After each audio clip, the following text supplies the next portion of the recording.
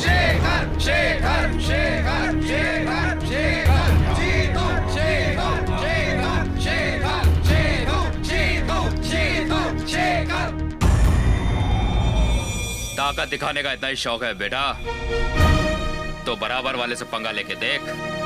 अबे तो देर किस बात की है, आ जाना, हो जाएगी घात। हाँ हाँ श्योर, लेकिन मेरी एक शर्त है, जो हारेगा उसे डांस करना पड़ेगा, वो भी नेकर बनियाइन में। तो बेटा नाचने के लिए तैयार हो जा। बेटा हारने का रिकॉर्ड तो तेरे ही नाम है। ये गांव की शुद्ध हवा और गाय का ताजा दूध है बेटा, आज भी तू ही हारेगा। अभी दूध का दूध और पानी का पानी हो जाएगा। ये प्रॉब्लम तेरी है, क्योंकि हम गांव वाले तो बिना पानी का दूध पीते हैं। आजा। समीर समीर शेखर शेखर शेखर शेखर शेखर शेखर शेखर शेखर समीर समीर समीर समीर समीर शेखर शेखर शेखर शेखर शेखर शेखर समीर समीर समीर शेखर शेखर शेखर समीर समीर समीर शेखर शेखर शेखर समीर समीर। शिट! अरे यार तुम तो सीरियस हो गए। अरे बेटा आज हम लोगों के कॉलेज का आखिरी दिन है। हाँ अभी शर्त भी तो बाकी है, हारने वाला हमारी पसंद के गाड़ी पे नेकर बनियान में डांस भी तो करेगा। भाई कपड़े उतारो। और बेटा हमारी पसंद का गाना है कांटा लगा।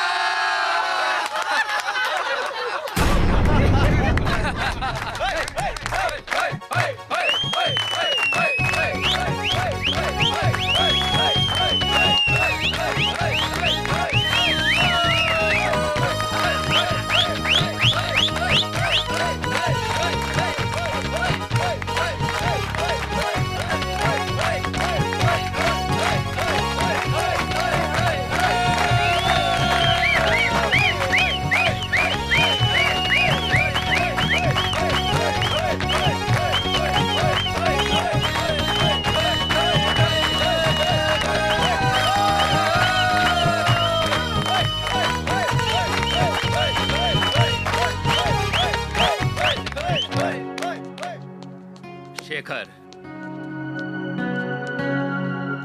यार कभी कोई गलती हो गई हो तो माफ कर देना, बड़ी याद आएगी तेरी, खासकर तेरे गाने की दोस्त। और यार तेरे उस गांव की भी जो तेरे लिए स्वर्ग से बढ़कर है। समीर एक बार तू अपने गांव की सैर हमें भी तो करा दे दोस्त। अच्छा चल कपड़े पहन और बाहर आ जा। चल आजा।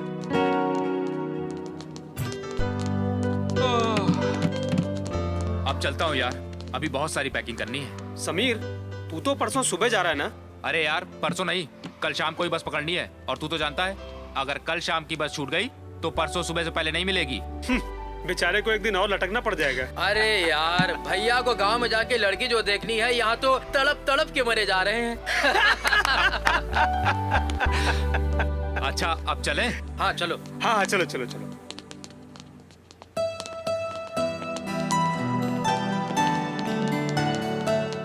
यार समीर इतने दिन कैसे कट गए पता नहीं चला, गांव जाके फोन जरूर कर देना।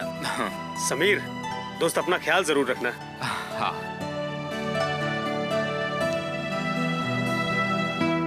बाय।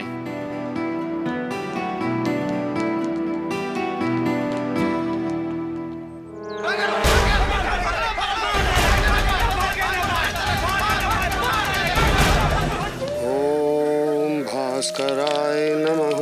ओम भास्कराय नमः।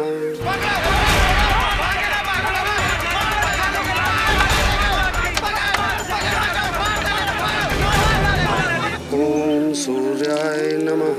ओम भास्कराय नमः।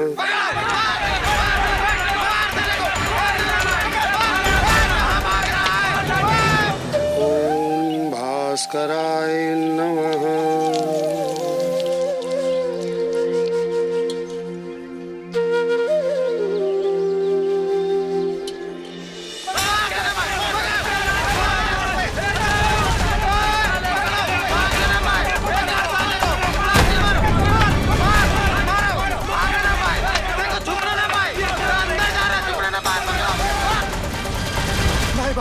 माय बाप हमनी के बचाए लेवल जाई, हमनी के बचाए लेवल जाई माय बाप। ठाकुर दादा ये बहुत बड़ा अपराध कैले बा, आज हम इका जियत ना छोड़ब। का अपराध कैले सही?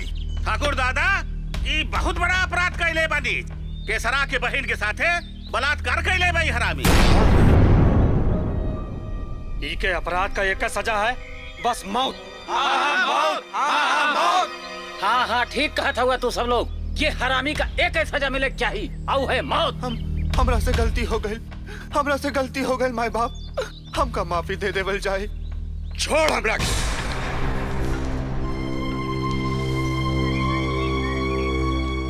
सारा गांव ठाकुर रणविजय सिंह के मान सम्मान ये खातिर ना करेला कि वो बहुत बड़ मनई हुए, बाकी ये खातिर करेला कि वो गांव की भलाई चाहे, हमेशा इंसाफ करे। और आज इस चौखट पे इंसाफ है होई।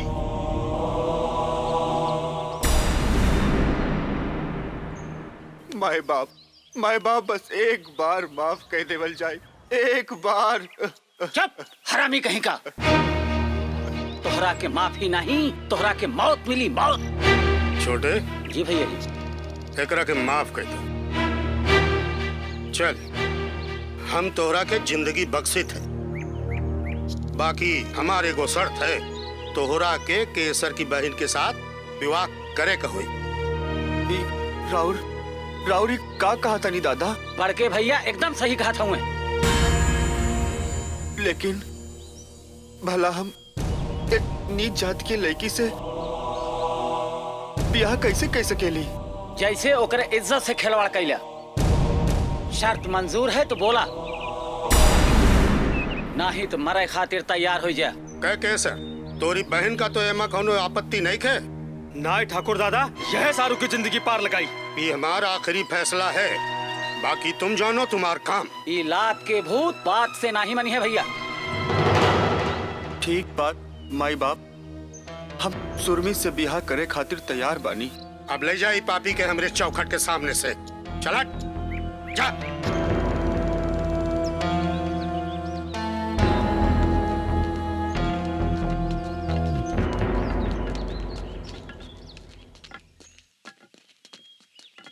चल छोटे चल।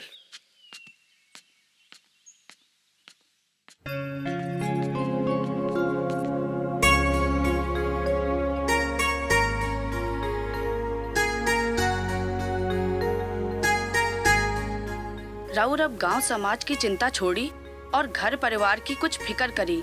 अरे भगवान, का भइल का कुछ हमने के भी बतावल जाए। याद नहीं खे, समीर के पढ़ाई पूरी हो गई बा। अरे ओकर ब्याह होके के चाही के ना होके के चाही। अब हमनी से अकेले सब काम नहीं खे होकेला। काहे कर्मा छुटकी नहीं खे का? हम तो देखी छुटकी घर का सारा काम करेला। अरे ओकर कोनो हाथ बटावे वाला होके के चाही कि ना होके के चाही? हाँ ये बात तो है। फिर तो जल्दी है कोनो सुंदर लड़की देखे के परी। भैया हाँ। रहुआ ओकर फिक्र ना करी, बस रहुआ तो दुल्हन लेवत तैयारी करी। पर एक बार समीर से तो भैया हम समीर से बारे में बात कर ले हैं। लड़की तो भैया एकदम चांद का टुकड़ा हो, चांद का टुकड़ा। सच देवर जी? अरे राउर कसम भौजी। देखा बुझौनी ना बुझा, और बात का है वो सफा सफा बताओ। भैया वो चंदनपुर के हमार दोस्त हमें ना, ठाकुर दया सिंह। दया सिंह? चंदनपुर वाले? भाई चंदनपुर के तो हम सबे का जानी थे, बाकी ओजा ऐसा तो कोई नहीं जो हम सबकी बराबरी का होए। नहीं नहीं रहुआ उन्हें कैसे जानीला? वो तो भाई 6 महीने पहले चंदनपुर में आके बसल हैं। अच्छा। बाकी मनई बहुत नेक है भैया, और वो अपनी बिटिया स्वाति का बियाह अपने बेटवा समीर से करे चाहत हैं। भैया खानदान अच्छा रहल और लड़कियों सुंदर रहल तो बगैर आपसे पूछे हमें रिश्ता खातिर हाँ कह देली। ले हो, भला इमा पूछे की का बात? जैसे बाप वैसे चाचा है। बस एक बार समीर लड़की देख के पसंद कर ले बस। ता चट मंगनी और पट ब्याह। कहा भगवान, हम ठीक है कहा तानी ना। लो छुटकी भी आ गई। दीदी रउआ एजा है, चली रसोई में समीर भैया के पसंद के लड्डू बनावे के बाकी है। अरे राम रे राम, हम तो एजा बात करे में सब भुला गई। चला जल्दी चला तो। भैया हाँ। हम तो सोचा तानी कि जीप की सर्विसिंग करावे शहर चल जाई, काहे से बहुत आवाज करत है। हाँ आवाज तो है। समीर के आवा तक तैयार हो जाई ना, काहे से कि सुबह ओका लेके जाए के है। तो ऐसा करो कि भौजाई से रुपया ले लो। हाँ कोनो जरूरी काम ना होए तो अब बहने चल जाओ। अब काम तो कुछ नहीं खे भैया, बस तनी बाहर साफ सफाई करावे के रहे। अरे साफ सफाई तो अपन बुधवो करा सकेला, बाकी हम तो घर में ही हैं। हाँ ठीक है भैया, तू जा। ठीक है। जा।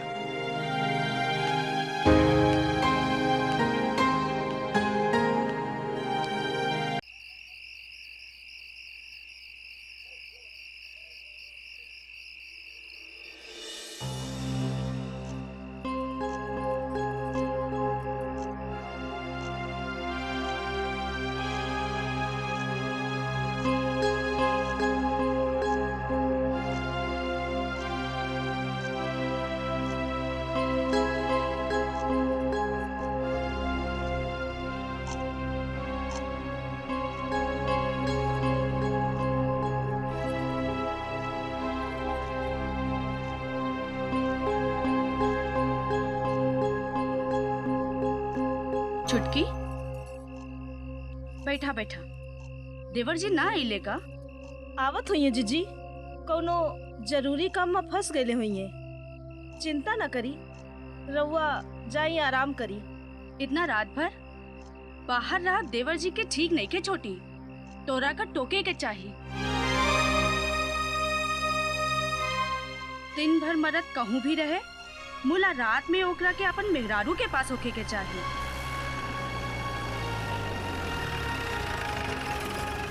देवर जी आ गई ले, जाके दरवाजा खोल। जी।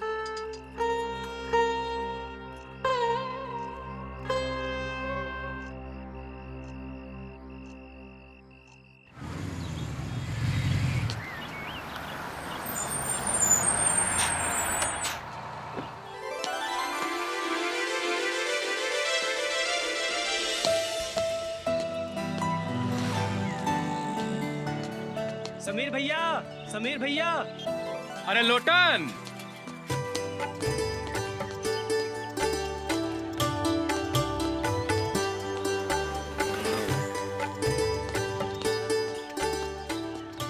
अरे लोटन, चाचा ना आइले का? नहीं भैया, छोटके ठाकुर का कौन जरूरी काम से जाए के पड़ गए। अरे हमरा से जरूरी कोनो काम हो सकेला चाचा के? रउआ के शादी ब्याह है, कोनो बात रहलस। रउआ का चेहरा कैसे खिल गई ब्याह के नाम सुन के। अच्छा ला चाबी हमनी का दे। तू ये जीप का चलाइए तो ससुरी बैलगाड़ी से बदतर हो जाइए। ला चला बैठा।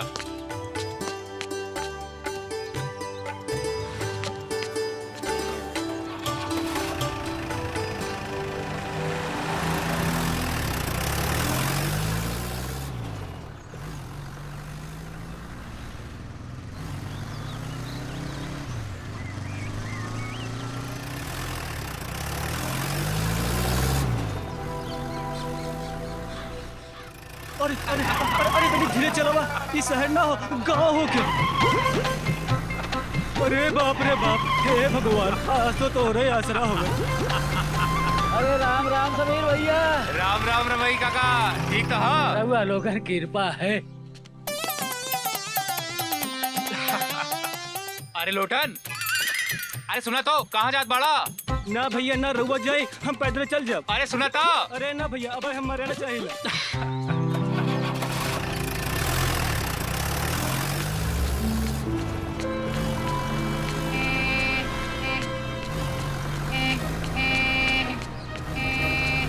अरे हट जा, किनारे हट जा।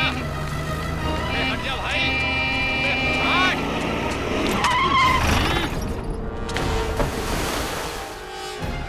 बचाओ हमें, बचाओ, हमें बचाओ, बचाओ,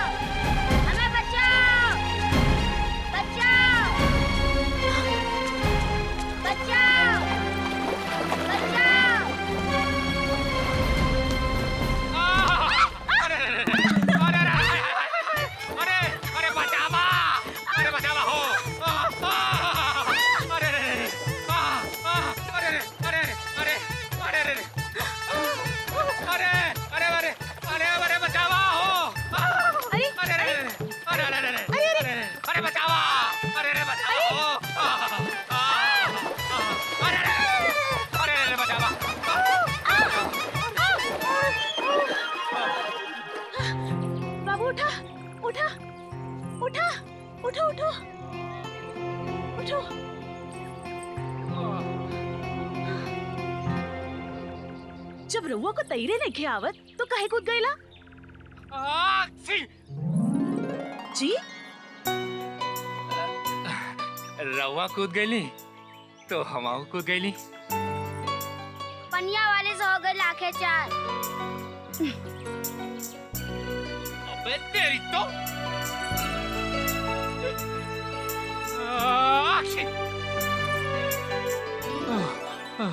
लागत बा जुकाम हो गई।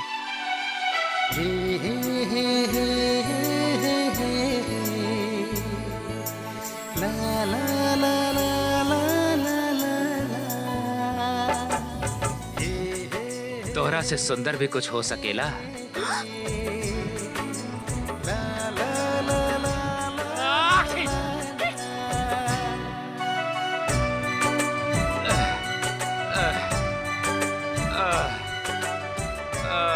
जूता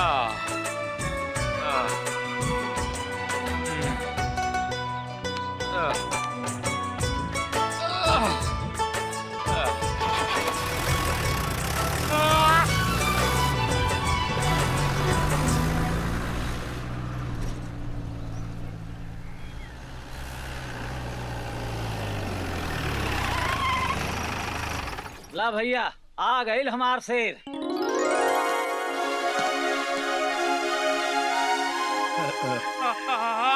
अरे का हो गई हो? अरे ई कपड़ा कैसन भी गैलेस? का हो गईलस? कुछ ना माई, एगो लड़का नहरवा में डूबत रहलस, उहे के बचाए के चक्कर में हम कूद गई नी। का नहर में कूद गईला? मुला तोरा के तैरे ना आवेला। अरे भाभी शहर में रह के सब सीख गई हुई है। लोटन कहाँ रह गैलेस? हम एजाए बे ठाकुर, हमार पेट आज कुछ ठीक ना हवे तो हम अबे दूर हट दूर हट दूर हट।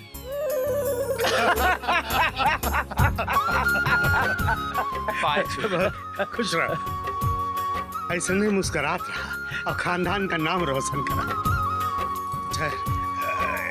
ये ले, एक रख डाल। पाँच हुई माँ। तोहरा के हमार उम्र लग जाए और खूब तरक्की करा। अरे भैया वहीं रहा, हम तो यह कहा कि जियत रहा और मस्त रहा। तोरा से तो बाद में निपटब, बड़ा बिजी रहा था मैं आजकल। अरे भाई तोहरे ही काम से गैल रहली। और हमार चाची हमरे खातिर आशीर्वाद में का दे ले। खूब जल्दी एगो सुन्नर मुन्नर दुल्हन आवे। और बुद्धू चाचा, हाँ, और बुद्धू चाचा हमरा के का देली। हम तो रउआ खातिर एहे मनौली कि बाबू के सब दुख तकलीफ राम जी हमका देते। अरे अरे ना बाबू ना, ना बाबू ना, अरे हमरा के तो चक्कर आवेला। ना बाबू ना, अरे चाचा ना बाबू ना, ज्यादा चढ़ गई ना का? ना बाबू ना। मुला बचपना अब ही गइल नहीं। अरे एक बेरिया जो खराक देखी तो बस देखते रह जाई। ए, जा गाड़ी सामान उतार चल। खड़ा खड़ा मुंह बनाए रहता। चाचा, हाँ आज ऐसन चांद का देख ली हाँ कि ओकरा से ज्यादा शायद ही धरती पर केहू सुंदर होगी। अरे कहाँ हो? अरे भाई चचा भतीजे में कैसन खुसुर पुसुर चलत बा। अरे कुछ नहीं भैया बस ऐसे ही। अच्छा कुछ नहीं बाबूजी, बस ऐसा है।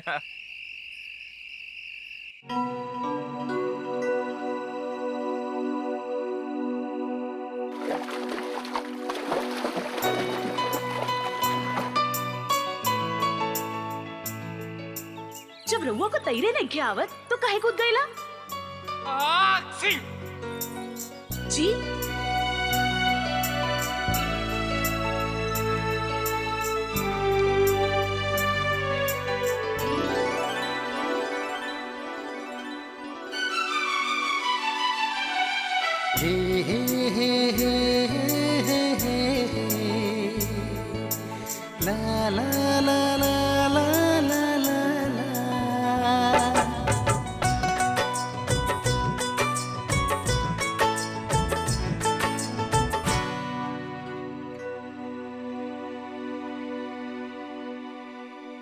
सपना रहलस।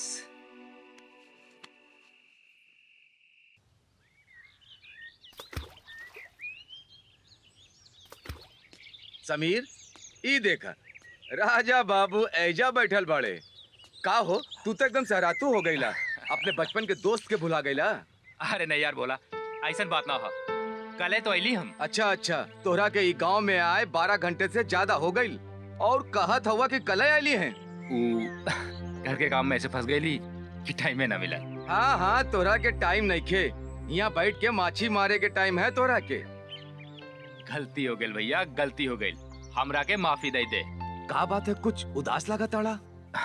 कुछ नहीं, ऐसे ने तबीयत न ठीक बिया। कुछ तो बात जरूर, तोहर चेहरा कुछ और कहता। अरे बचवा, कोनो लड़की वड़की के चक्कर था ना? नाव का हवे? नहीं के मालूम। हाय, नहीं के मालूम? ई कौन नाव होला? अरे यार, हमरा के ओकर नाम नहीं के मालूम। बस इतना ही मालूम होके कि ये धरती पर ओसे सुनर कोई ना होके, ओही के दम से भोर होके सांझ होके। हाँ हाँ, सब वही के दम पे चला था। अरे भाई लोग तनी सुनल जा, हमार दोस्त समीर पगला गइल बा। चुप ससुर, तू पागल हो गइल का? तू ससुर हमारा दोस्त हो कि दुश्मन? अरे नहीं, ऐसा कोनो बात नहीं के। तू तो बस हमने के इतना बतावा कि ओकरा से मिलल कहाँ रहला, हम बाकी सब पता कर ले। नहीं के मालूम। अच्छा, नाव नहीं के मालूम, गांव नहीं के मालूम। अरे तो फिर हम ओकरा के खोजब कैसे? गांव की ओर। गांव की ओर? ओहरे गई रहा। अरे ओहरे तो हमरो वाली रहा था, कहीं इक्के पे तो नंबर ना भिड़ा दे ले हवा। का बात करता हुआ? हाँ बिल्कुल सही बात कहा था। नहीं भोला, ऊ बहुत उदास रहल। का उदास रहल? अरे फिर तो ऊ राधा हैया, हमरे गौरी के सहेली। राधा का ओकरा के जानेला? हाँ हाँ जानेला। चला चली, हमका अभी गौरी से मिलेगा। अरे तनी धीरज रखा, धीरज रखा। जिन्ने चाचा के बेटवा कल बारात गइल रहा और वहीं पाई हा, ओई जा गौरी से मुलाकात हो सकेला।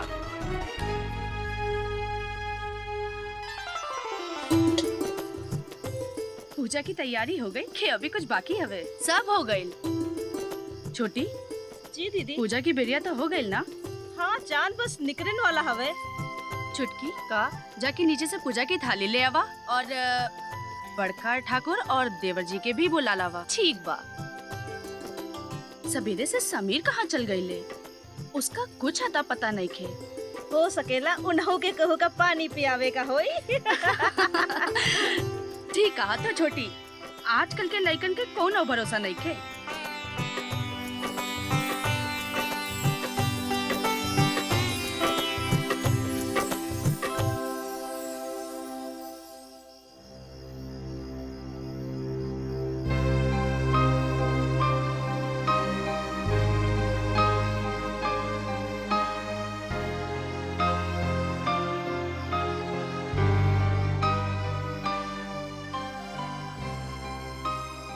ये तो बहुत अच्छी बात है कि रउआ ओकरा के इतना प्यार करत हो। बाकी वो तो बहुत ही बदकिस्मत है बेचारी। 1 साल पहले ही ओकरा माई बाप ओकरा के छोड़ गईले और तब से एहिजा ऊ अपन मामा मामी के साथ रहतिया। इतना सब कुछ होवे के बादो राधा तितली की तरह चंचल रहलस। घर के सारा काम करे के बाद वो सारा दिन धमाल करत रहल। ओकरा को देख क्यों भी ई न कह सकेला कि ऊ बिना माई बाप के हो।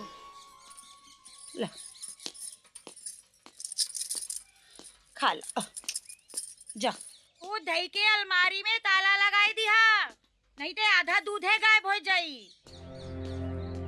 जब से कल मुही घर में आई है तब से दूध तक के चोरी होए लगला।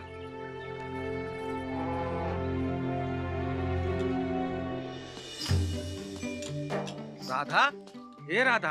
हाँ, ऐसे पहले कि तुहार मामी आ जाए, ये दूध के पी ला।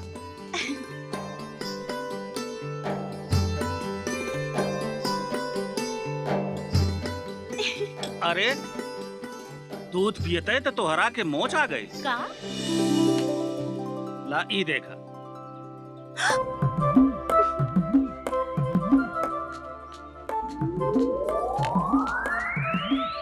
यहाँ आवा आवा।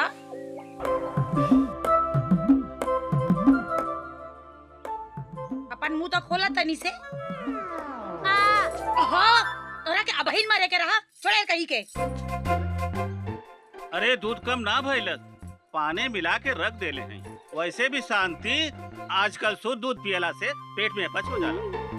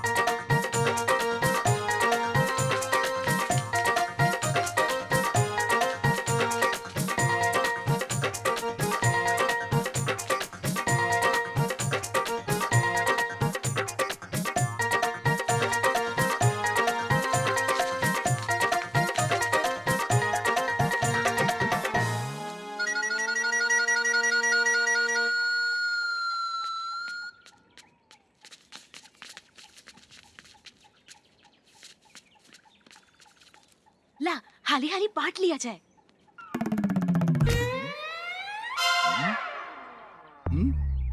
लो पूजा तोहार, ला शिवाली तोहार, ला चंदू तोहार। ए दीदी तू तो हम सबसे ढेर ले हऊ। अरे चंदू महाराज, मेहनत तभी तोहरे सबसे ढेर कइले बानी। अच्छा तू एक और ले ला। तू याद रखबा कि कौनो रईस से पाला पड़ल रहा।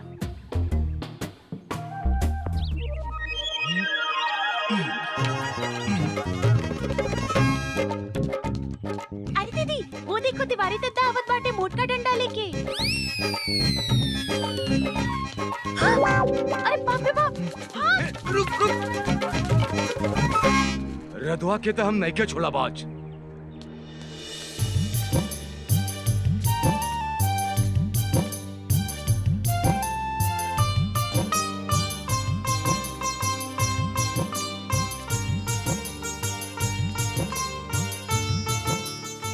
महारानी कहाँ रहलू दिन भर?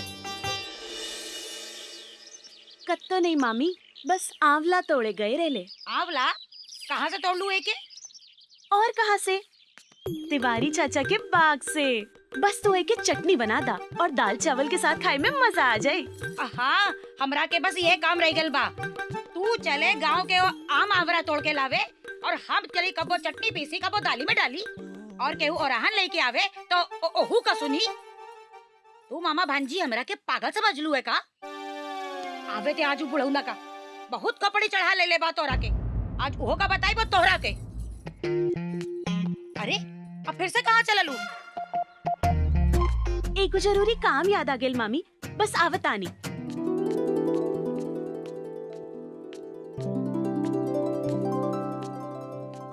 हाँ गौरी बताई, कौन गोली पे निशाना साधी? वो लाल वाली पे, पीली वाली पे या काली वाली पे? बोला बोला। अरे राधा तनी संभल के, अगर गलत निशाना सधलू तो दाना भरे के पड़ सकेला। एक गौरी, ई राधा का निशाना हवे, एकदम अर्जुन के जैसे, एकदम वैसन, समझ लो। का भइल मुन्ना, काहे रो बतानी? कुछ नहीं दीदी, वो लाला भैया की दुकनिया में छे दिबिया में छे टॉफी निकाल ले। लाला भैया ने हमका चांटा मार ले। का वो लाला की इतनी हिम्मत? वो भूल गवा कि तू राधा के गैंग के हवे। चलो वानर सेना, आज वो लाला का देख लिया जाए। चलो वानर सेना, चलो।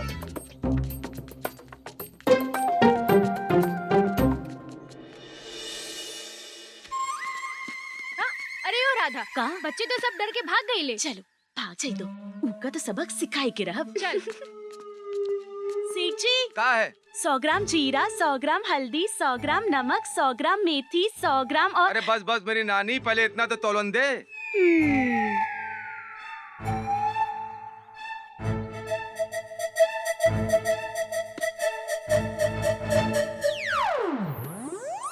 सेठ जी हाँ का है? तोहरा धोती में मेघा। कहाँ मेघा? कहाँ? बुढ़ा खूसट भाग रहा था। अरे रुक, अरे थोड़ा कर रुक। यह पूरा गांव माँ बस राधा के हंसी गुंजत रहे। मामी के डांट मार के भी ओकरा पर कोनो असर ना रहे। तो फिर ऐसन का भइलस गौरी, जौन राधा एकदम मूरत हो गईली? ई तो हमहू न जानेला। हाँ, एक रात हम और राधा कमलापुर गांव में नौटंकी देखे गए रहली। गांव में बहुत मनई अपन टोली बनाई के गए रहलस। हाँ, हमनी के अच्छी तरह याद है कि वो रात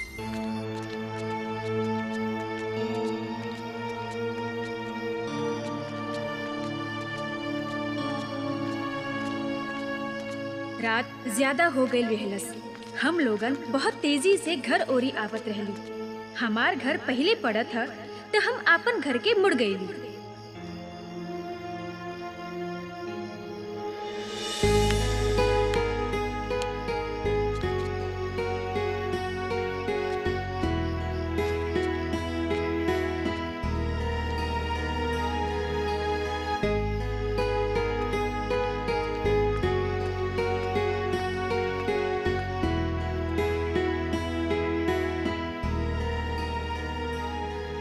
मतलब तोहरे घर की ओर मुड़े के बाद और राधा के घर के बीच में कुछ ऐसन भइल जौन राधा एकदम टूट गईली। मुला भइल का? पर ई बात तो सिर्फ राधा बता सकीला। तू कभो राधा से बारे में कुछ ना पूछलू? हम तो ओकरा से पूछ के थक गई नी। मुला ऊ आज तक हमनी के एह बारे में कुछो न बतौलस। हम तो बस अब इतना ही चाहेला कि भगवान भोलेनाथ ओकरा जिंदगी में एक बारे फिर से खुशी के दिए जराई दे। कुछ ऐसा हो जाए कि वो पहले की तरह हंसे लागे, बोले लागे। ई हमार तोरा से वादा बा गौरी, हम एक बार फिर से राधा की जिंदगी में बाहर लाए। एकरा के लिए हमका जौन कीमत चुकाए का पड़ी हम चुकाई।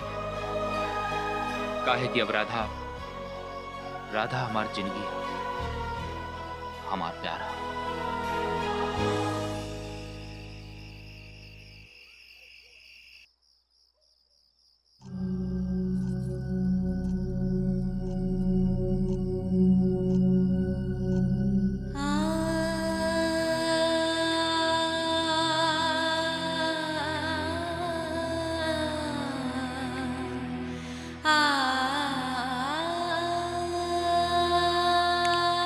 देवर जी ना आइले का?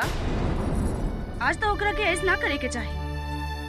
आवत हुई है जीजी, कोनो जरूरी काम में फंस गए होके।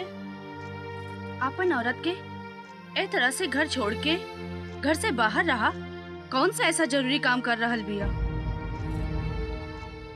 सब समझा तानी, ये सब तुहार सिधाई के परिणाम है।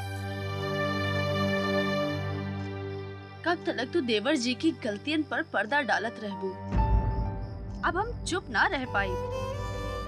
ठाकुर जी से ना ना दीदी, ऐसा कबो ना करिया। बड़के भैया का बेवजह दुख पहुंची। हम समझा लेबे उनके। रहुआ तनिको चिंता ना करी। जाई सोई, ऊ औते हुई है। तू उपवास तोड़ लू। एक ऊ ह जेकरा के तोरा खातिर तनिको फिकर ना है। एक तू ह ओकरा खातिर अपन देह जरावतिया देह।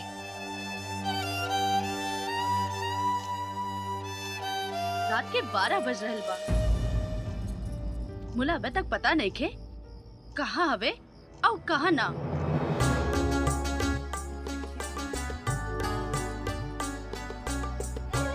हाय जान।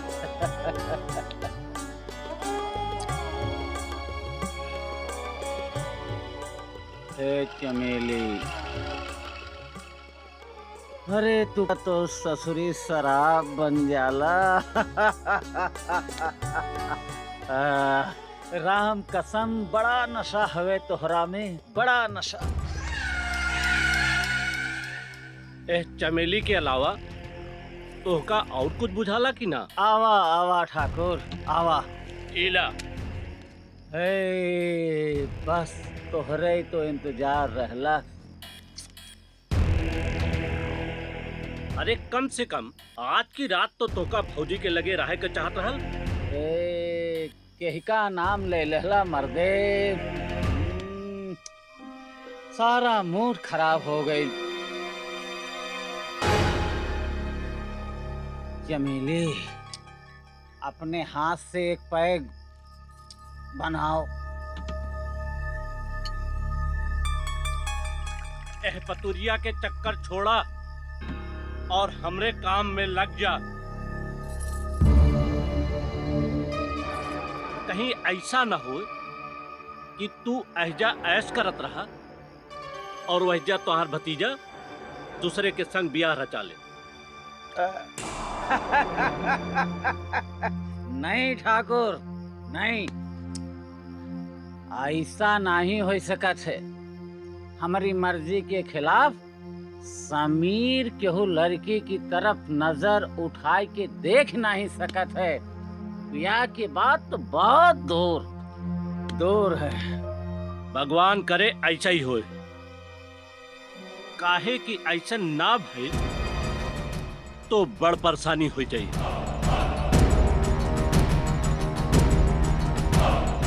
तू तो अच्छी तरह से जानेला कि हमारा नाम है दया सिंह। दया सिंह उर्फ बिस्तर। पाप भी जिकरा के आगे दया की भीख मांगेला।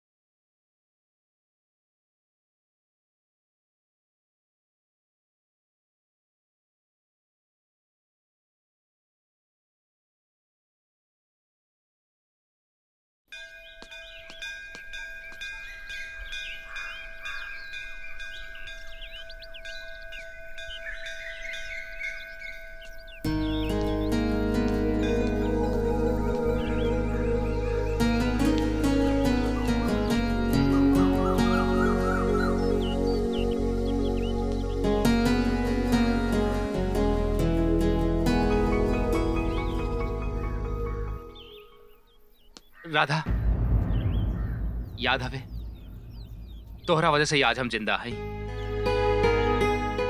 बड़ा एहसान है तोरा हमरा पे। जब से हम तोरा के दिखले हैं समझ में नहीं आवत का हो गइल बिया। बार बार तोहार सुनर चेहरा हमरी आँख के सामने छा जाती है।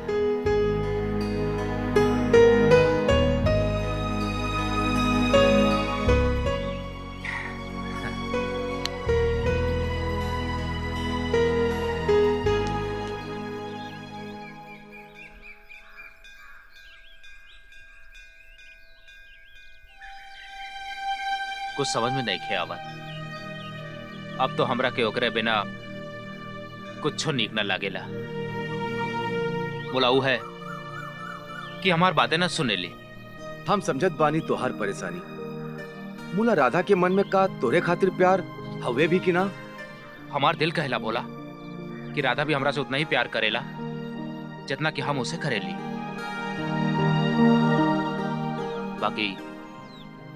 बाकी कोनो मजबूरी हवे जौन राधा हमरा से कुछ ना कह सकी। भगवान करे तोहार विश्वास सही होए। अमीर कहाँ रह गए? अरे ओकर मूड पे रात रहल तो पहले खा के सूत गईले। का कहलू भौजी, मूड पिरा था? हाँ मूड पे रात हो। अरे मूड तो पिरेबे करी, सारा दिन न जने कहाँ कहाँ घूमा करत है। भैया हम तो कहत मानी वही के पैर में बेड़ी बहुत जरूरी हो गई बा। एकदम ठीक कहा थे देवर जी। अब ओकर ब्याह करे में देर ना होके के चाहे। अरे भाई तो हम कहाँ मना कर ले के हो गए? छोटे तू तुमरे दोस्त वाले रिश्ता का का भइल भैया? भैलस का भैया, तू तो रउआ का इंतजार करत बानी। रउआ आज हाँ करे, वो आज आ जाए। समीर से कुछ बात भइल, तू का कहलस? अब उसे का बात हुई भैया, तू तो अब टाल मटोल कह रहल बा। अरे वो शर्मात हवे, ओका कही कि आप बियाह कह दे हमार, या हमका लड़की पसंद हवे। देखा, समीर की मर्जी के बिना ही मामले में हम कुछ न कर सके। निभावे का बुक है, ये मामला में जबरदस्ती करब ठीक नहीं खे। छोटे थोड़े दिन सब्र करा, एक आध महीना में सब ठीक हो जाए। ये खाना बनौले हो हैं? न सब्जी का स्वाद मिला न दाल का। हर डोला सब घर हाल है। अरे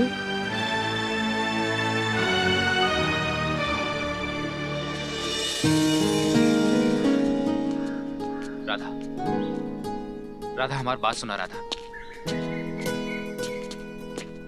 एक बार हमारी बात सुन ले। राधा, राधा तोहरे मन में का है हम ना बुझली। मुला हमरे मन में तो बस तोहरे सूरत बस गईल बा, और ऐसन बस गईल कि हम अपन सूरत तक भूल गईली। राधा हमरा के तोहरा से प्यार हो गईल बा। राधा, राधा सुना तो। राधा,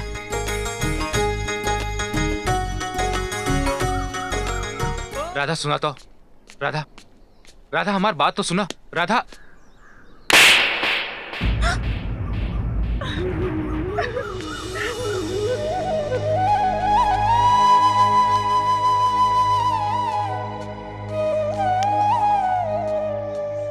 का हो, खेते में खाद पड़ गई? हाँ दादा, 10 बोरी खाद पड़ गई। चलो बहुत अच्छा।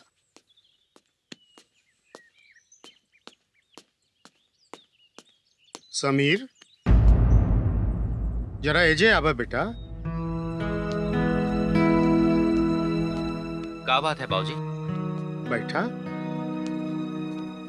अभी बतावा बेटा के आगे का करे की सोच ले? हा बाबूजी एजा गांव में ही रह के कुछ करब। जैसे आपन संगे संगे गांव के 10-12 आउ लैकन के रोजगार देवे। अरे वाह, ये तो बड़ी अच्छी बात सोच ले। हा का है कि गांव में पढ़े लिखे समझदार मनई की बहुत ही जरूरत है। अच्छा एक बात और बतावा बेटा, ई बियाह के बारे में तो हर का मर्जी बा?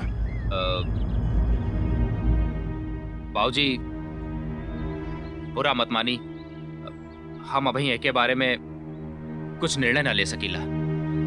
हमनी के थोड़ा टाइम दिया जाए। हाँ कोनो बात नहीं, जैसन तुम्हार मर्जी। तो बाबूजी अब हम जाएं? हाँ हाँ हाँ, जा बेटा जा।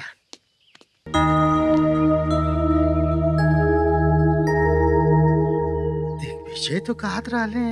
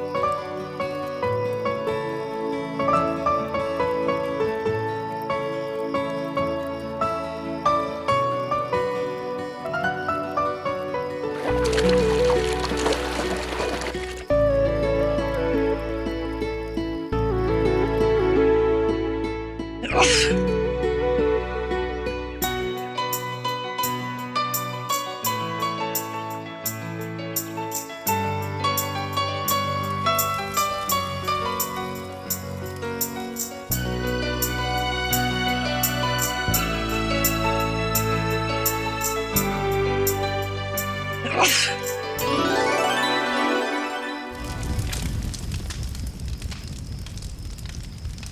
गौरिया का तू एके सहेली हुआ ना? हाँ तो समझाऊ तू का है ना एके काम की ना काज की ढाई माना नाच की कम चोटी एक नंबर की हुए।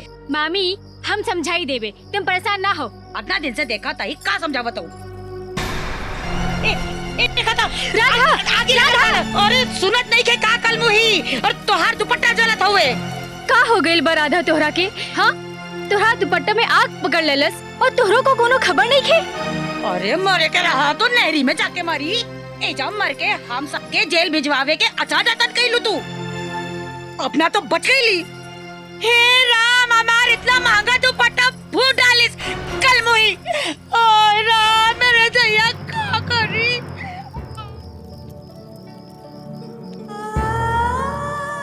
प्यार में बड़ी ताकत होला राधा।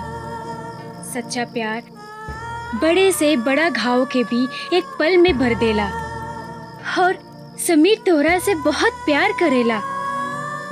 ऊ तोहरा के बहुत खुश राखी और तू भी तो ओकरा के बहुत चाहिलो ना? हाँ ऐसन प्यार करे वाला बड़े भाग्य से मिलला राधा। देर न कर और आपन एगो नई जिंदगी की शुरुआत करा। हाँ राधा हाँ।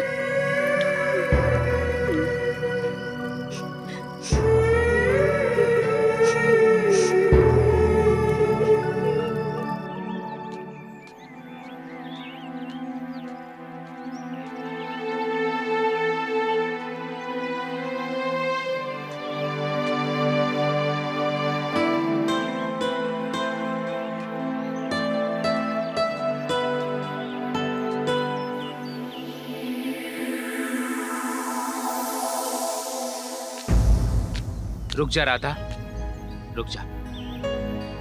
आज हम तोहरा के ऐसे ना जाए दे।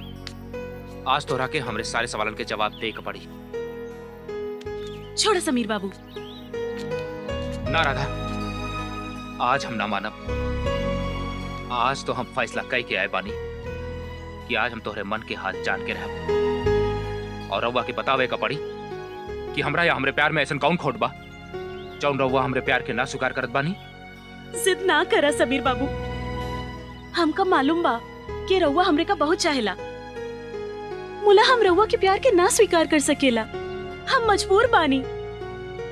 उहे तो हम जाना चाहता नहीं, ऐसा कौन मजबूरी बा जौन रउआ हमरे प्यार के ना स्वीकार कर सकेली। एगो है मजबूरी, हम ना बता सकेला।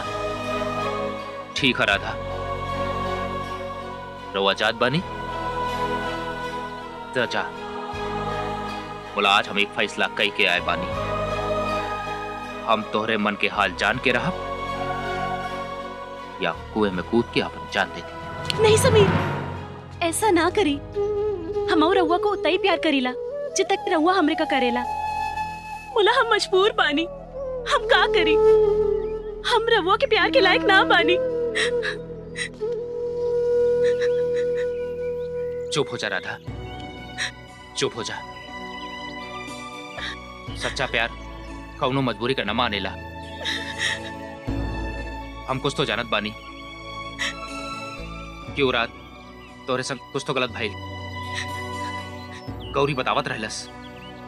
मुला ओकरा के ई नहीं मालूम कि तोरा संगे ऐसन का भइल जौन तोरी जिंदगी से हंसी एकदम गायब हो गइलस। हम ना बता सकेला। तोरे का बतावे का पड़ी राधा, बतावे का पड़ी। तोहरा के हमार प्यार की कसम। आवा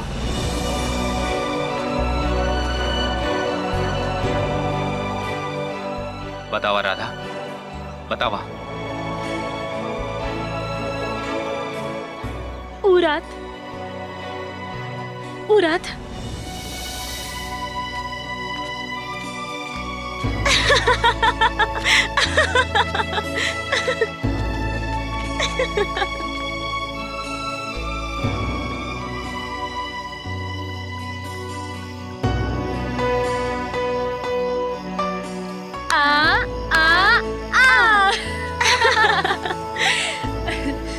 बाय।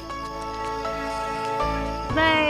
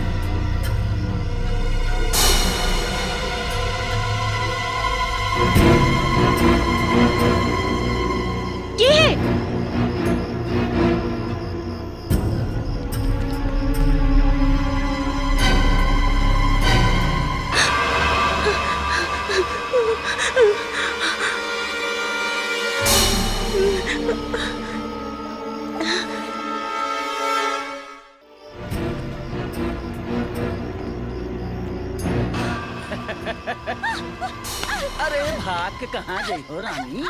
चुप चुप चुप चुप।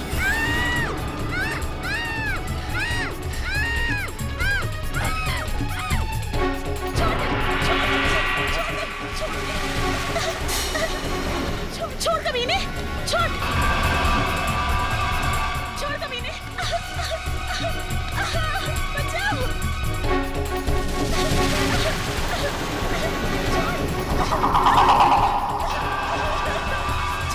छोड़ दो मुझे, छोड़ बचाओ बचाओ, छोड़ कमीने,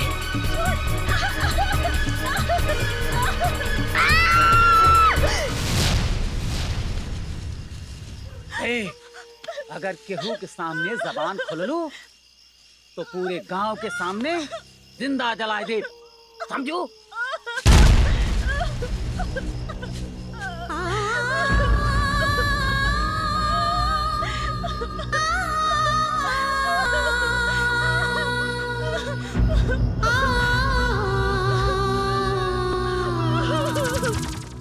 जय हम कहा तानी कि हम रहुआ के लायक ना बानी।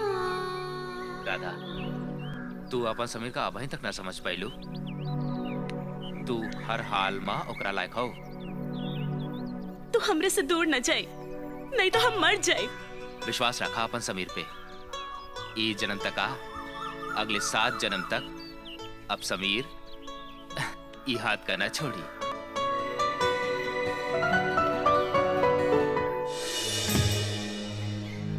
तू हमरा के वो राक्षस के नाम बताए दिया बस। तोहरा आंख से बहे एक एक आंसू के कीमत चुकाए कपड़ी वो हरामी के। हमके उनके नाम नहीं मालूम, बाकी हम देख के पहचान सकीला।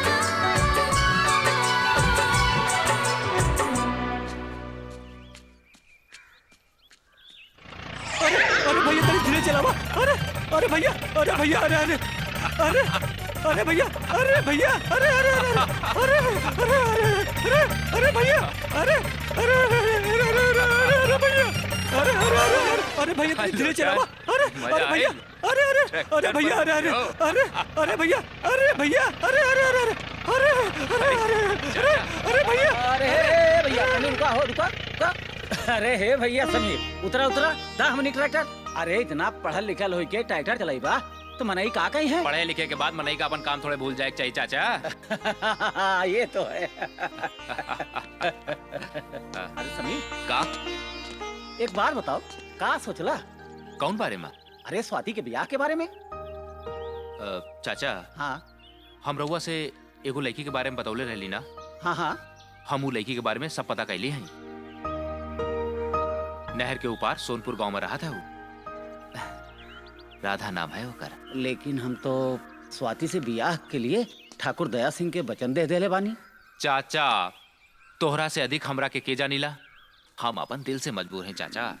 समीर तोहरा के नइखे मालूम, बड़का भैया तोहार प्यार कबूल नहीं कह सकत। बाबूजी हमरी कौनो बात का ना ठुकरा सकीला। और फिर हमार चाचा कौने दिन काम आई है? अरे भाई हमने के कहाँ ले जात हवा? एक बहुत जरूरी काम है। अत बतावा ना। बतावे का ना। हाँ दिखावे का। अच्छा हाँ चला। अरे रुका रुका रुका। अरे लोटन तू ट्रैक्टर लेके जाओ, खेत जोता। चला हाँ चलिए।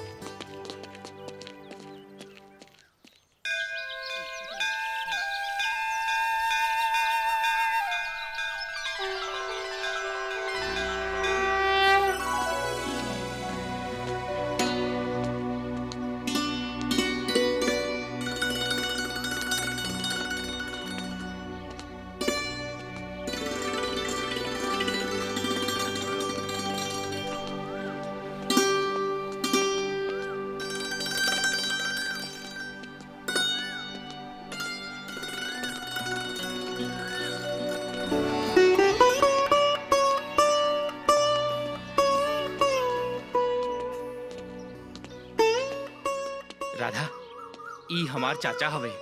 ई तोरा के पास कही दे ले, समझा तू पास।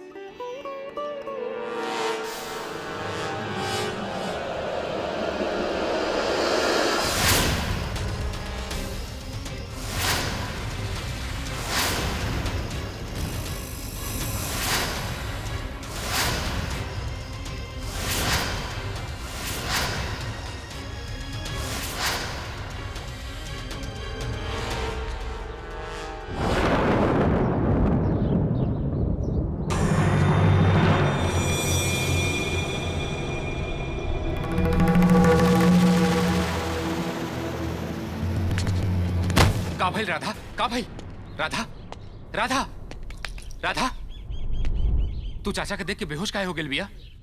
बोला राधा, बोला।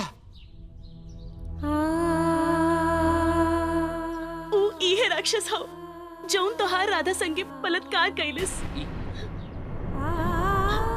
ई तो कहत बिया राधा, तोहरे पहचाने में कोनो गलती हो गेल बिया।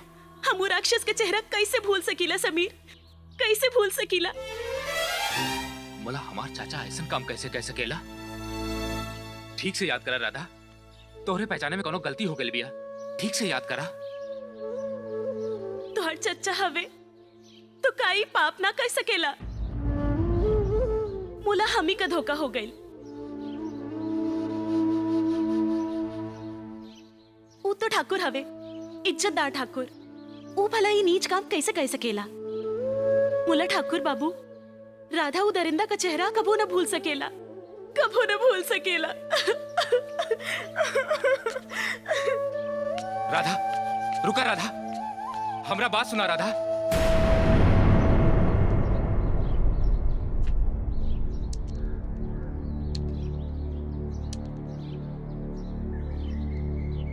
दोस्त का कुछ बुझात नहीं खेबा। एक और हमार प्यार होखे त दूसर और पिता समान प्यार दे वाला चाचा। तोरा के भरोसा केकरे पे बा? प्यार पे कि चाचा पे? दोनों पे। मुला दोनों तो सच ना हो सकेला ना। हमार बात माना, तना राधा के ना चाचा के। तू सच के साथ चला। सच का है दोस्त? एक बार ए बारे में अपने चाचा से बात करके देखा। सच खुद ब खुद सामने आ जाई। भुला गईला भोले बाबा के मंदिर में राधा के संगे का वादा कैले रहला? चला।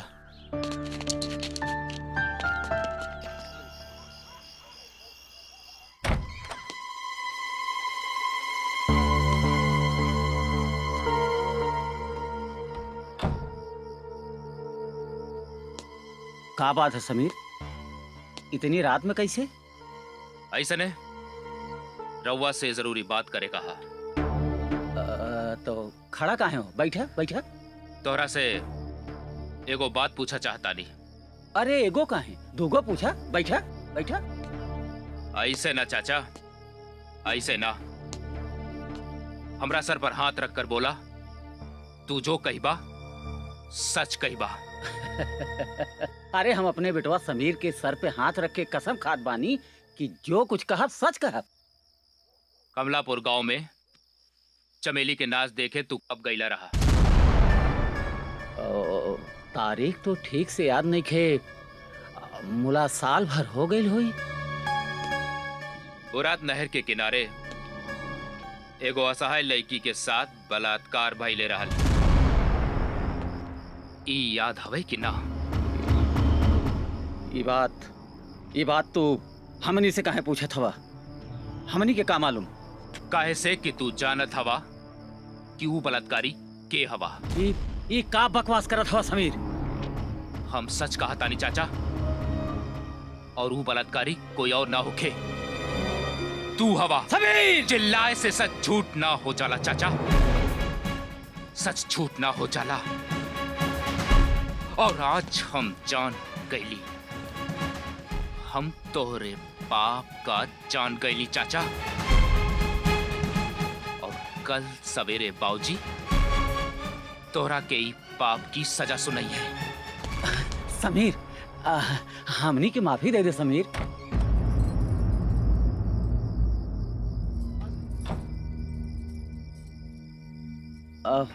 दरअसल उ रात हमनी से ई पाप जानबूझ के ना भइल रहल। उ हम शराब के नशे में हमनी के माफ कर दे समीर, हमरा के माफ कर दे। अरे तू कहा तो हम उ लड़कियों से माफी मांग सकीला। मुला बड़ के भैया से कुछ मत कहिया, कुछ मत कहिया। हम सपने में भी ना सोच सकीला चाचा कि हमार भाई, हमार दोस्त, हमार बाप नियन चाचा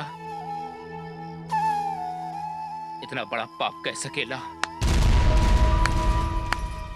वाह रे ठाकुर साहब वाह, तू तो हमारी सोच से भी अधिक नीच निकला। सरिता, सरिता, हम तोहरा से भी माफी मांगत बानी। तोहरे साथ बहुत जुल्म कइले बानी, हमरा के माफ कर दे। बड़के भैया से कुछ न बोलिया, कुछ न बोलिया। माफी? माफी शब्द का मतलब वो जाने ला ठाकुर साहब? मुला तू का जाने, तो हार जैसे लोग ही इस शब्द का महत्व खत्म कर डाले। इस शब्दों कबो न कबो सोचे कि तुहार जैसे लोगन की वजह से ओका अस्तित्व खत्म होएगा। अरे हमार बस चले तो लोगन के दिमाग से और सारी किताबों से इस शब्द का मिटा दे। जकरे आड़ मत तुहार जैसे लोग अपने गुनाह का छिपा न सकेला। सरिता, सरिता, हमनी के माफ कर दे। हम तोहरे सर की कसम खात बानी, जिंदगी में दोबारा ऐसन गलती हमनी से नइखे होई। हमनी से माफी मांगे से कुछ न हो सकी।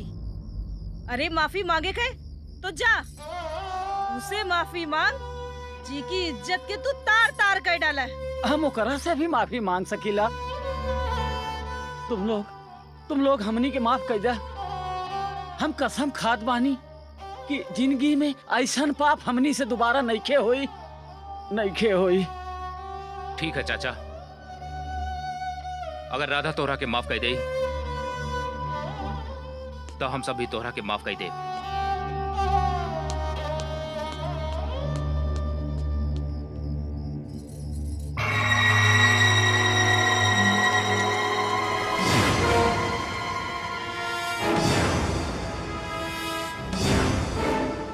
सांप के बच्चा सपोला ही होला।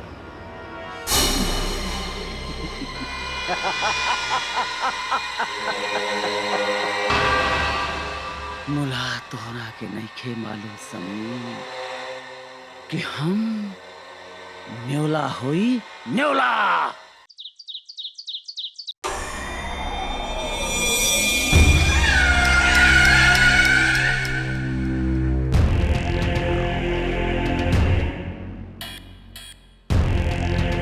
तो तू का चाहत हुआ?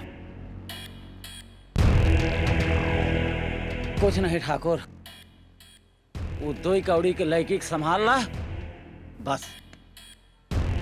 तू समझा तुम्हारी काम हो गए।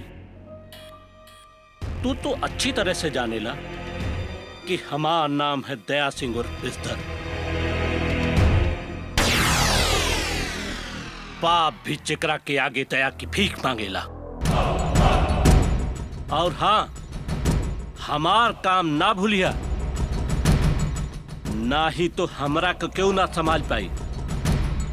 नहीं नहीं ठाकुर, तो ये काम करा, समझा तुम्हार काम। राधा हमारी बात सुना, हमारी बात सुना राधा।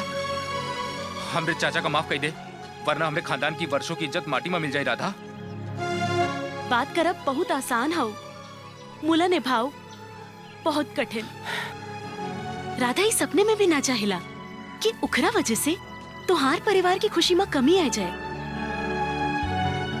आज से राधा भूल जाए कि उकरा जिंदगी में समीर भी आल रहा।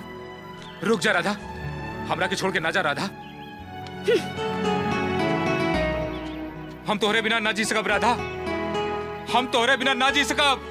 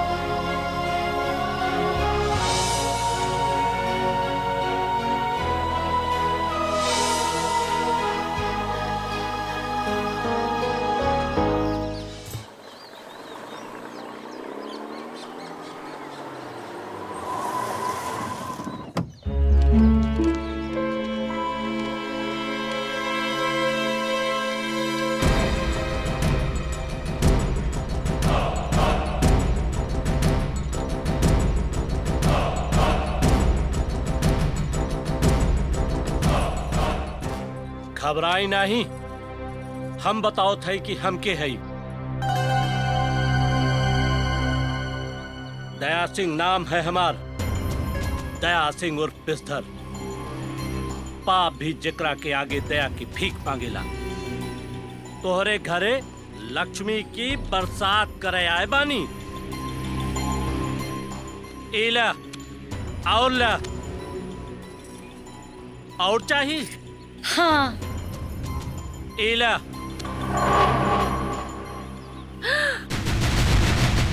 ये सब तोहार हो जाई। बाकी तोहरा के हमारे एगो काम करे के पड़ी। एगो का दुगो काम बताई। कल सवेरे राधा का लइके एहजा से गायब हो जाइए। और हाँ, ओकरा से कहिया कि समीर के भूल जाए, ना ही तो तोहरे पूरे परिवार का काट के नहरी में बहा दे। समझ लो कि नहीं?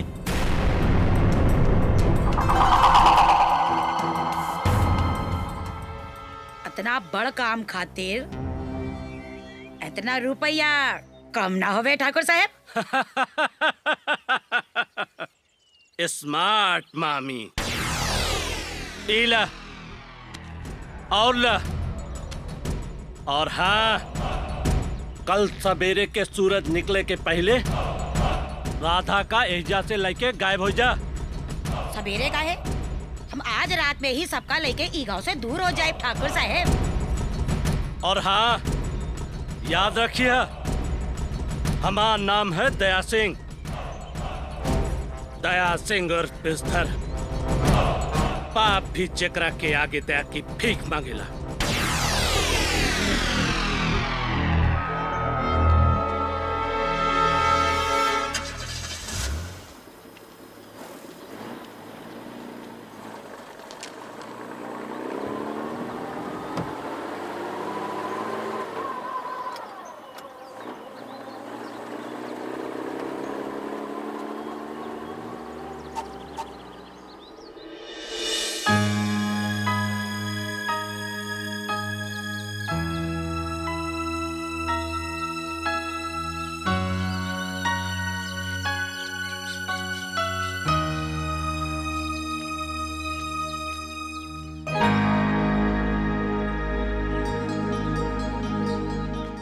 रुक जा राधा, हमरा से इतना मुंह ना मोड़ा। हम तोहरे बिना जी ना पाऊ। और फिर गलती तो हमार चाचा कैले हवा। उनकर गलती की सजा हमरा की काहे राधा? अगर तू कहा तो चाचा तोरा पैर पकड़कर तोरा से माफी मांगे का तैयार हवे। उनकरा के माफ कह दे राधा, माफ कह दे। ई हमार तोहार जिंदगी के सवाल बिया। वाह समीर बाबू, वाह। तोहार चाचा इतना बड़ा पाप कैलन, हमार पूरा जिंदगी बर्बाद कई दिन, और तू कहा थे कि हम उकरा का माफ कई दे। हाँ, केहू सच कहेला कि एक औरत के दर्द एक औरत समझ सकेला, कोनो मर्द नहीं। फिर उकरा बाप हो, भाई हो, या उकरा के चाहे वाला। हमरा के गलत मत समझा राधा। तोहरे इज्जत से बढ़कर हमरे लिए कुछ और ना हवे।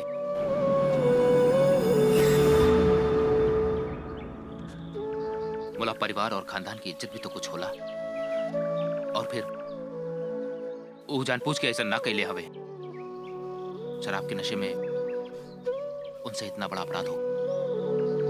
समीर, एक बार तोहार खुशी खातिर हम उनका माफ भी कह दे। मुला ऊ घर में हम बहू बन के उनका कैसे देख पाए? साल भर जौन हमरे आंख से आंसू बहिलस, जब जब हमनी के याद आई, हम आपन से और तोहरा से आंख न मिला पाऊ। तू हमरा का भूल जा, यही में हमार और तोहार दोनों परिवार का भलाई बा।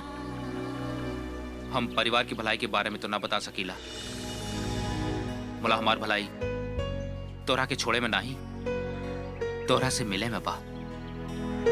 तोरा संगे जिंदगी बिताए में बा, संगे जिए मरे में बा।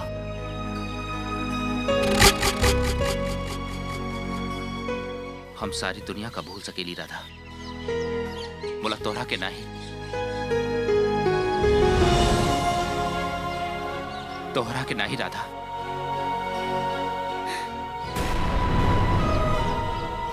अरे मामा जी, अच्छा भइल रहुआ एजे मिल गई। रहुआ से मिला। ई वही फरिश्ता है जिकरा वजह से तोहार राधा का नवा जिंदगी मिलल बा। चाचा इज्जत लूटेला और भतीजा जिंदगी बचावे। खूब भल मनई बानी रहूंगा लोग। बाबुओ साहब बड़ा भल मनई हमार। ई का कहा था मामा जी? ठीक कहत बानी। ये कैसन तोहरा प्यार के फरिश्ता हवे जवन की तोहरा के हिसाब भी ना दिला सकेला। तू चला हमरे संगे।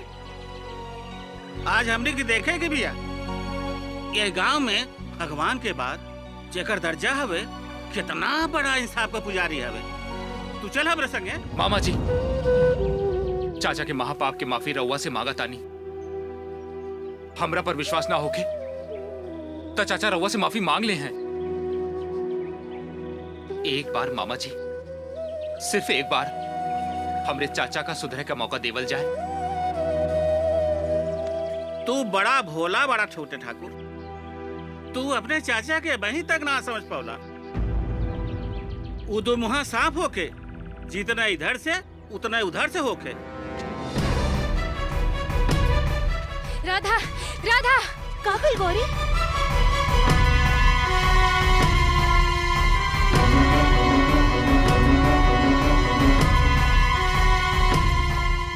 सुनला समीर बाबू, ई दया सिंह तोरे सिधुआ चाचा के जिगरी यार हवे और तोरे चाचे के इशारे पे ही सब कुछ हो रहल बिया। यही से हम कहत बानी कि चला ठाकुर दादा के पास, आज उन्हों के इंसाफ देख लिहल जाई। चला।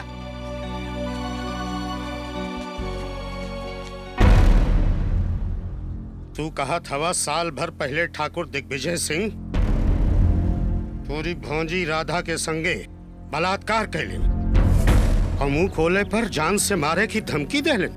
सोरह वाना सच माई बाप।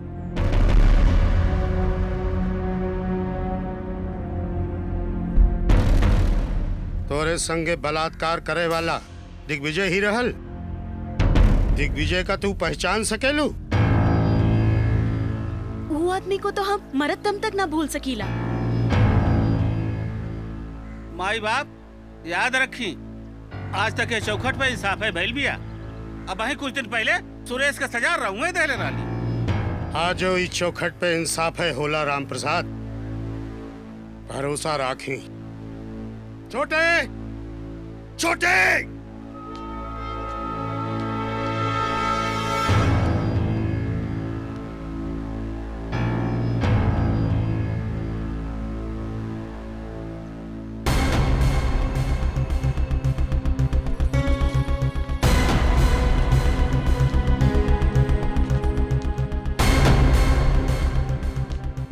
का यह है वो नीच पापी? हाँ ठाकुर दादा, ये है। हमसे गलती हो गई भैया, हमसे गलती हो गई। गलती नहीं, महापाप हो। दूरी महापाप के चलते सारे गांव के सामने हमारे चेहरा पे कालिक पोत दी। ठाकुर खानदान के मान सम्मान के माटी में मिलाए के तू कहा था गलती है। हम रउआ से माफी मांगत बानी, दोबारा हमसे ये गलती नहीं क्यों है भैया, नहीं क्यों हुई। दूर हट।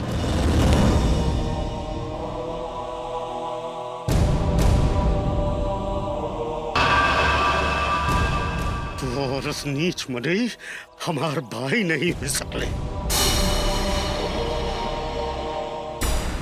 तोरे जैसे पापी के लिए हमरे इंसाफ माँ एक सजा भा है मौत। ना बाबूजी, आखिर गलती समझ के माफ कर देनी भाई साहब। हम लोगों से अपन सुहाग की भीख मांगता नहीं। सुभद्रा, ये पापी से कह दे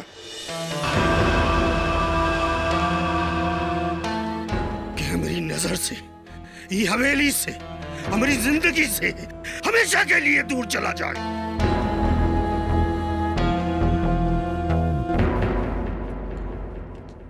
हमारी नजर में यहाँ से मर गई। बाबूजी, बच्चे के ऐसे हमदर्दी होए वो ई के साथे जा सकेला। एक बात और, राधा के लिए ई हवेली के दरवाजा हमेशा के लिए खुले रहिए।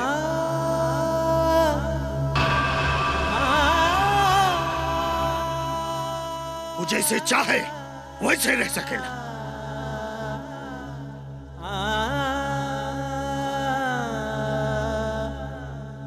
और हमरे इंसाफ से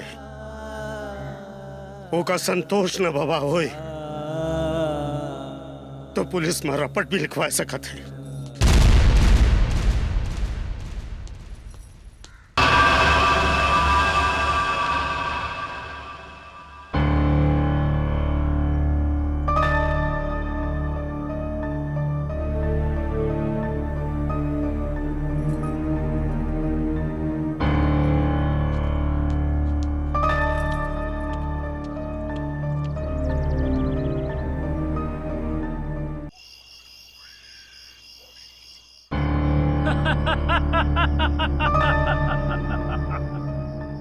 अरे तू तो ससुर एकदम बुड़बक हुआ, बुड़बक। ओ ठाकुर रणविजय सिंह तोहरा का दूध में पड़ी मक्खी नियन निकाल के बाहर फेंक देले और तू कुछ ना समझ पाइला। हमनी के सब समझबा ठाकुर, सब समझबा। मुला हम अपन हिस्सा ऐसे नहीं खे छोड़ा। अरे ठाकुर रणविजय सिंह का एकर बहुत बड़ी कीमत चुकावे का पड़ी, बहुत बड़ी कीमत। अरे चुप, तोरा औकात का है? तू रणविजय सिंह के कुकुर रहला, कुकुर। अब एक तरह से आजाद हो गईला। वैसे तो यह दया सिंह में रच्चो दया ना होखे, पर अपन कुकुर पे हरदम में दया रखेला।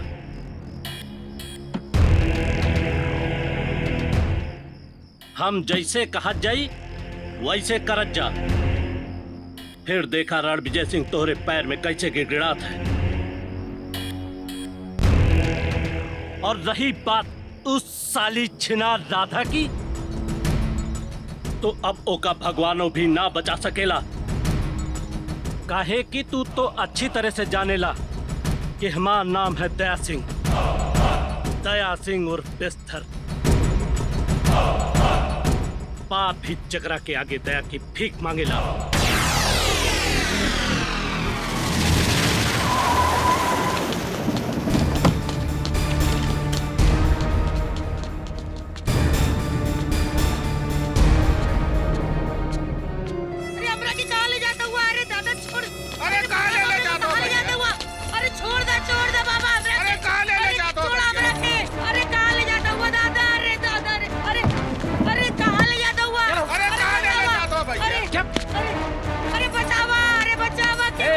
राधा नहीं खेगली का? डाली बूढ़े के अंदर। अरे कहाँ ले जात भैया? अरे कहाँ बचा भैया? अरे बचाओ भैया।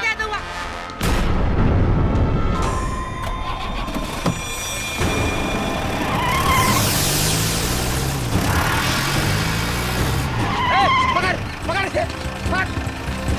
नहीं, छोड़ो छोड़ो बड़ी गर्मी हो गई है। आज तुमका पता चली कि बलात्कार का होला। चलो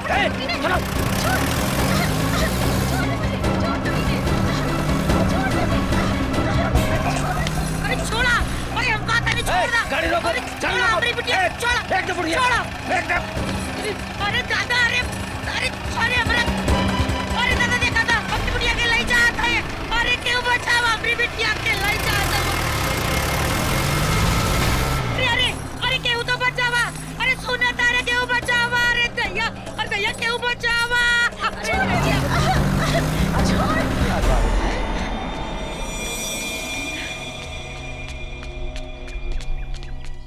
लोटन भैया का भइल गौरी? जल्दी से जाके समीर बाबू के बताई दा कि दया सिंह और छोटे ठाकुर मामा मामी और राधा के जबरदस्ती उठाई के ले गई ला। हाँ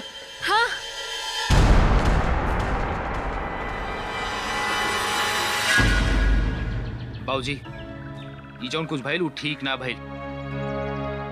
चाचा जी के बिना हमनी के घर में कुछ नीक ना लागेला। तो तू का समझत बड़ा बेटा? ओकरा के घर से निकाल के हम बड़ा खुश है। अरे ओके हम तोरा से कम न जाने ला। बाकी अब वो है हमें अपन दुश्मन माने बैठा है तो हम का करें? हम माने ली कि देवर जी बहुत बड़ गलती करे हवे। मुला डर है हम लोगन के व्यवहार से वो और ना बिगड़ जाए। तो इस डर के मारे हम अपने बाप रणवीर प्रताप सिंह की चौखट पर इंसाफ के लिए आवे वालन के साथ ना इंसाफी ना कर सकेला।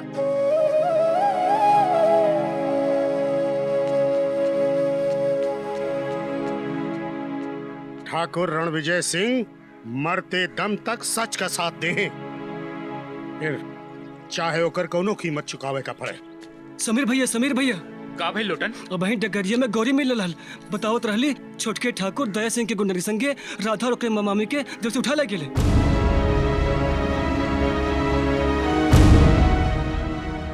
चला भोला चला।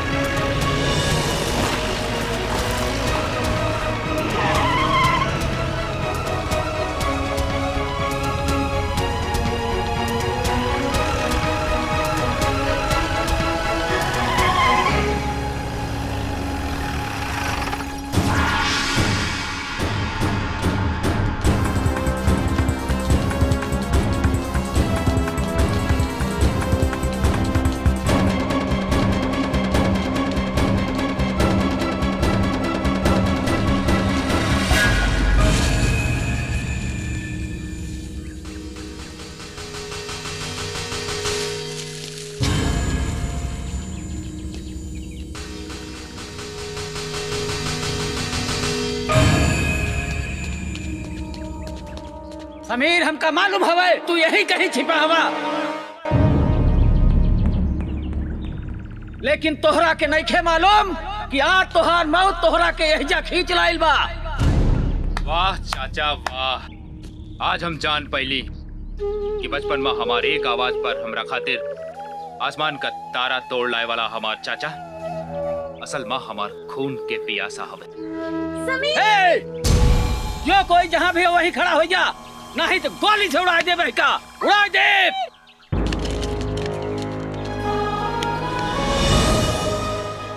ले जा, बांध हरामी का, ले जा।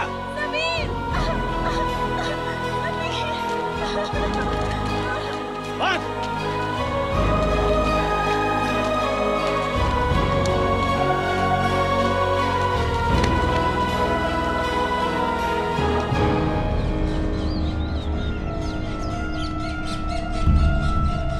का करेगा रे हरामी? अरे तोर बाप तो हमार सब कुछ पहले ले अब तय खा लेबे। तोहरे बाप की वजह से हमार बाप ठाकुर रणबीर सिंह हमका जिंदगी भर निकम्मा समझ ले और हमारे हिस्से की जमीन जायदाद भी तोहरे बाप के नाम कह दे और हमका एक रुपया खातिर तसौले। हमें सुधारक ढोंग तो देखा, हमार बिया उ जाहिल गंवार से बगैर हमारी मर्जी के कराए दे ले छोटे, तोहर जिंदगी और नरक बन जाए। अरे अपने बेटवा के मुंह से कुछ निकले से पहले सब कुछ लावेला। बोला हमका कभो अपनी छाती से लगाए ना पूछ लेन कि छोटे तू का चाहत हवा। अरे हम कुकुर की नाई तोहरे बाप महतारी के आगे तुम हिलावत रहली कि हमरा ऊपर तरस खाए के कुछ जमीन जायदाद हमरा के नाम कह दे हैं, लेकिन नहीं ये दुई कौड़ी की लौंडिया की वजह से सब खराब हो गई, सब बर्बाद हो गई। एक रात एकरे साथ मौज मस्ती का कैले ले कि बुढ़वा हमारे ऊपर बंदूक तान दे ले। इंसाफ करे बड़ा भूत सवार रहल ना।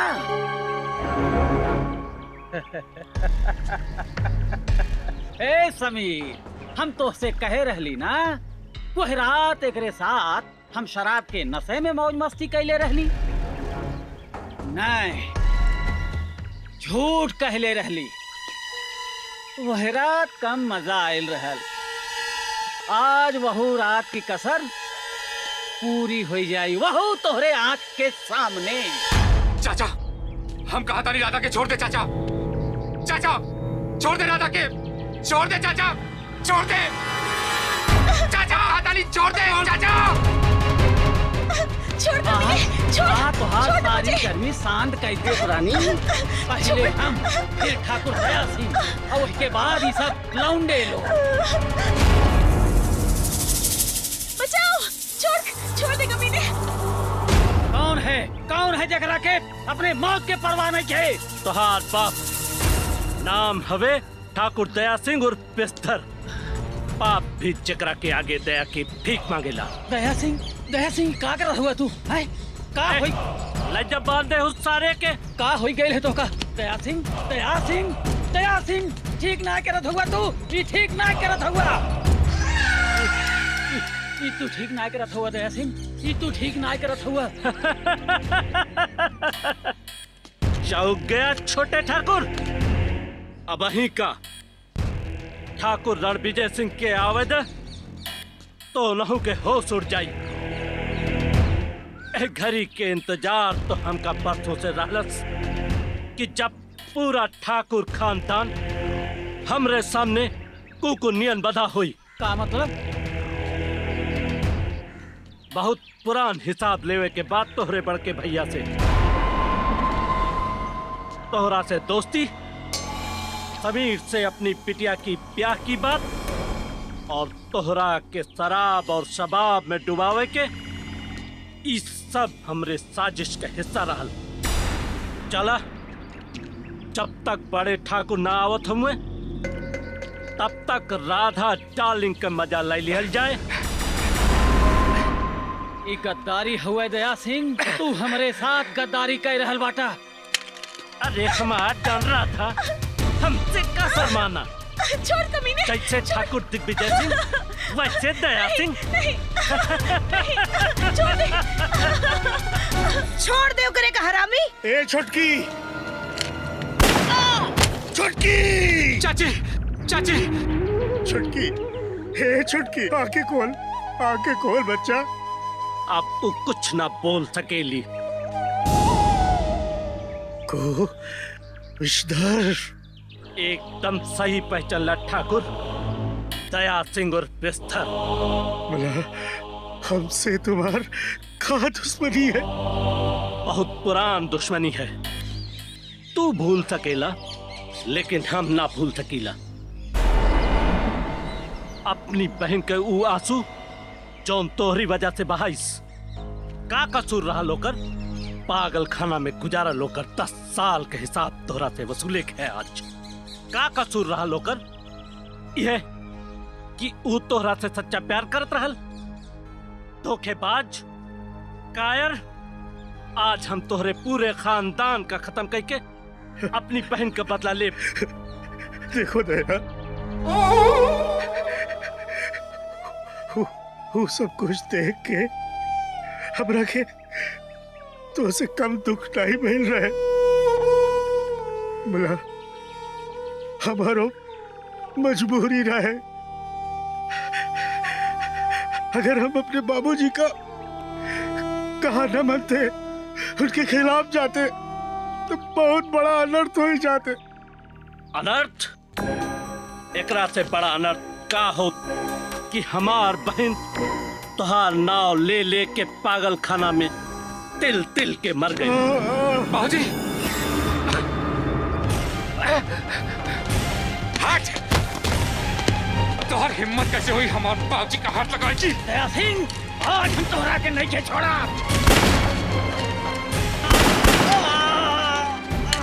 चाचा, चाचा। नाम हवे दया सिंह उर्फ विषधर। पाप भी जिकरा से दया की भीख मांगेला। हमनी के माफ कर दे भैया, हम रास्ता भटक गए रहनी। ना छोटे, आज पता चलल कि अपन परिवार और अपने से बढ़ के दुनिया में कुछ ना होला भैया। चाचा, कुछ ना होला। मुला जब आज पता चलल तो बहुत देर हो गई भैया, बहुत देर हो गई।